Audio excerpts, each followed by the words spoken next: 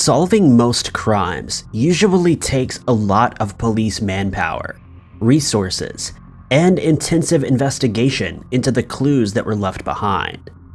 Some cases are solved relatively quickly, while others remained cold for years and sometimes decades. But there are some dumb criminals who make serious mistakes that lead police straight to them, causing them to forever be remembered as one of the world's dumbest criminals.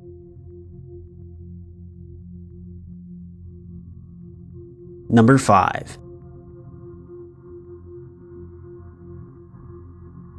On the 16th of April, 2021, a Forest Service officer was patrolling the Big Springs area of South Fork Canyon in Utah when he made a surprising and disturbing discovery. He was in an area near a rudimentary shelter that had been built for use by hikers and hunters in the area when they spent time out in the wilderness. It's common practice for outdoorsmen to use these shelters as it provides them with a covered resting place when they have to eat something or stay overnight. It was only one of several shelters in the area, but this particular one had a nasty surprise in store. Near one of the entrances to the shelter, the officer found what looked like a tripwire. Upon closer inspection, he found that it was connected to a device made from sharpened sticks and a large brick. If he had activated the tripwire, it would have sent the makeshift device careening into him at head height and likely caused serious injury, if not his death. He inspected the structure more closely and found that another trap had been set up at the second entrance to the shelter. This one was designed to cause someone to trip up and fall over onto more sharpened sticks that had been placed on the ground. The officer disabled the traps and told the sheriff's office to contact anyone familiar with the shelter on social media.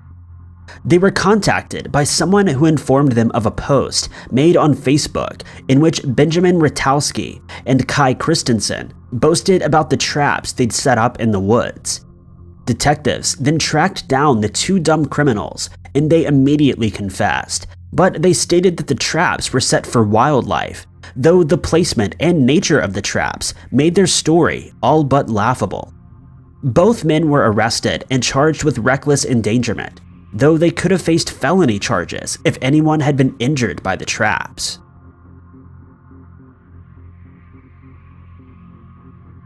Number 4. Richard Leonard Kuklinski was a criminal for most of his adult life. While working at a film lab in Manhattan in the 60s, he made copies of films that were popular at the time and sold them as bootlegs. And on one occasion, he was arrested for passing a bad check. But these would be the least serious of his crimes. On the 30th of January, 1980, he met with a man named George Malaband who wanted to buy some of his tapes. The meeting didn't go to plan, and Kuklinski ended up shooting Malaband 5 times. He would tell police that the shooting happened because of business. 2 years later, Kuklinski met pharmacist Paul Hoffman, who would occasionally browse the stolen items kept at the back of Kuklinski's store. He carried $22,000 with him that day, after learning that Kuklinski had acquired a batch of stolen Tagamet, a drug used to treat ulcers. He planned to sell the drug from his pharmacy and rake in a huge profit, but had to badger Kuklinski into making a good deal. Hoffman was last seen on his way to meet with Kuklinski, and police would later learn that Kuklinski had killed him on the 19th of April. That same year, Kuklinski had assembled a gang of robbers, and they were under investigation by police. One of the gang members turned into a state witness, and Kuklinski ordered 2 of the other members, Gary Smith and Daniel Deppner, to lay low at a hotel. Smith left the hotel to visit his daughter, and Kuklinski, fearing that Smith may also turn on him, gave him a burger laced with cyanide. Deppner then strangled him and ended his life. A forensic pathologist later testified that Smith's death would have likely been ruled an overdose if not for the ligature marks on his neck. Kuklinski then moved Deppner to an apartment in New Jersey, which belonged to his daughter's fiancé. Somewhere between February and May of the next year, Kuklinski decided that Deppner should also be disposed of. His body was discovered by a cyclist in a wooded area in West Milford. The cause of death was ruled cyanide poisoning. A joint task force called Operation Iceman was formed by law enforcement officials to investigate Kuklinski's burglary gang. A special agent went undercover and asked if Kuklinski would supply him with pure cyanide. He managed to record Kuklinski boasting about the poisoned hamburger that he'd given to Gary Smith. He was arrested at a roadblock 2 hours later, and the criminal would only be eligible for parole when he was 111 years old. He eventually died in prison in 2005 after contracting Kawasaki disease. Number 3.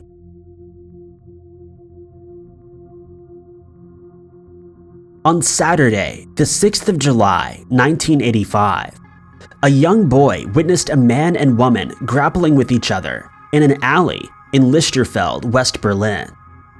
He assumed that the two were having a lover's quarrel and thought nothing else of it. He would later contact police to tell them of the incident after a woman was found assaulted and strangled close to the same alley. He gave police a description of the man, and after checking their files, it was found that 3 more similar cases had been reported in the area.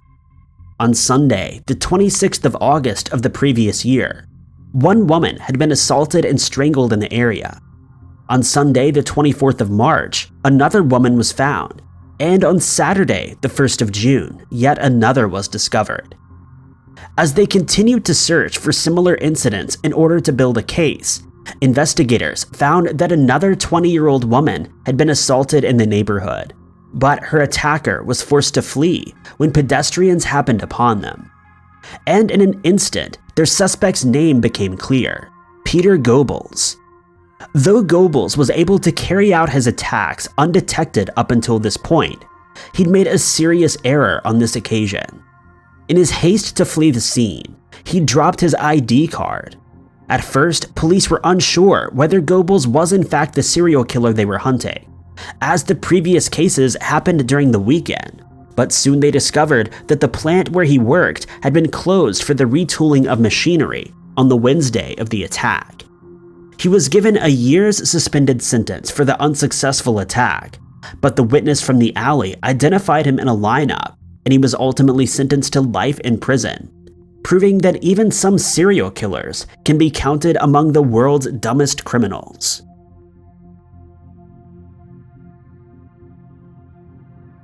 Number 2.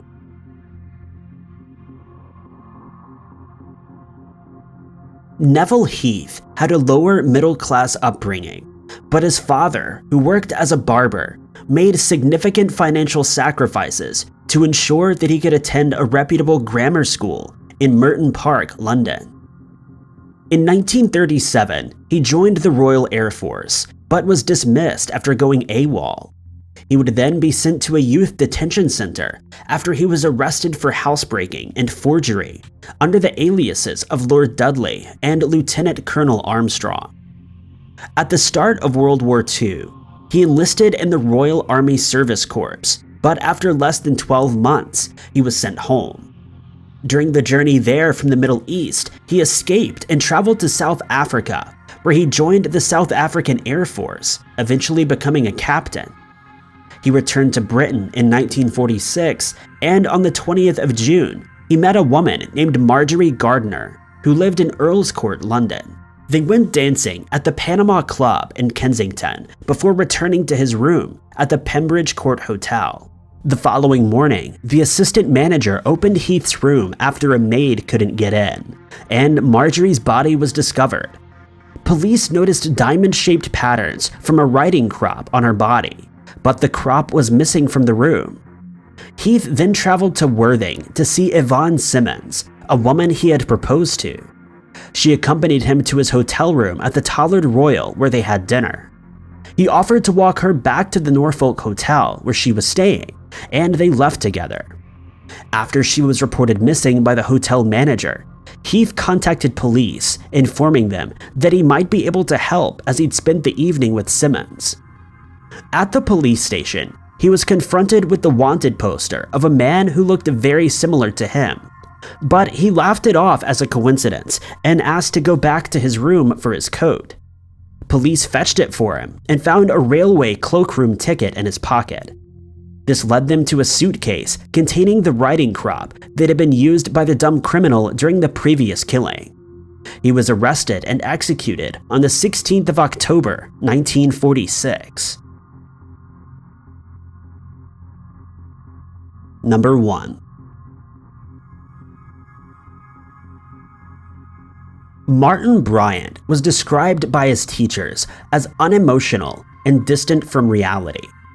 Neighbors who knew his family would admit that when they were younger, they called him Silly Martin, no sense, no feeling. Upon leaving school in 1983, he applied for a disability pension, and the assessing psychiatrist wrote that he couldn't read or write, but he did a bit of gardening and enjoyed watching TV. Thereafter, he worked as a handyman and a gardener. On the 28th of April, 1996, Bryant went to the Seascape Guest House owned by David and Nolene Martin. The couple had bought the guest house, much to the annoyance of Bryant's father, who had his eye on the property. His father had told him that the purchase had cost their family dearly, and so Bryant decided to end their lives with a semi-automatic rifle. He then traveled to Port Arthur, where he had lunch at the Broad Arrow Cafe. After finishing his meal, he went to the back of the restaurant, pulled out his rifle, and shot 12 people who were also dining there. He then walked to the other side of the cafe and fired again, killing 8 more of the restaurant's customers. Before leaving the cafe, he reloaded his weapon and fired more shots at 8 people in the park. 4 more people lost their lives. He would go on to shoot another 8 people before being apprehended after an intense standoff with police at the guest house where it all started. He demanded that they supply him with a helicopter so that he could escape, but naturally this never happened. In a bid to escape, he set fire to the guest house, believing that he could slip away in the chaos and confusion caused by the fire. But while attempting to flee, he suffered burns to his back and he would be taken to the hospital for treatment before being transported to prison. During his interview with police, he denied his crimes, but on one occasion, when he believed that the videotape recording the interview had been switched off, he's seen telling the officers that he's sure they will find the person who caused all of this. He then gestures at himself before muttering under his breath, "Me," admitting to his crime, as only a stupid criminal would. One of the officers is heard saying, quote, "I didn't find that very funny at all, Martin, to be quite honest." Bryant then grins, saying, quote, "You should have put that on the recording." The officer then replies that the tape is still indeed running. He was judged fit to stand trial and would go on to receive 35 life sentences. Thank you guys so much for watching. If you liked this video, be sure to click that like button. Also, don't forget to subscribe and click that notification bell to keep up to date with all of our future uploads. But I've been Ty Knotts, and I'll catch you guys in the next video.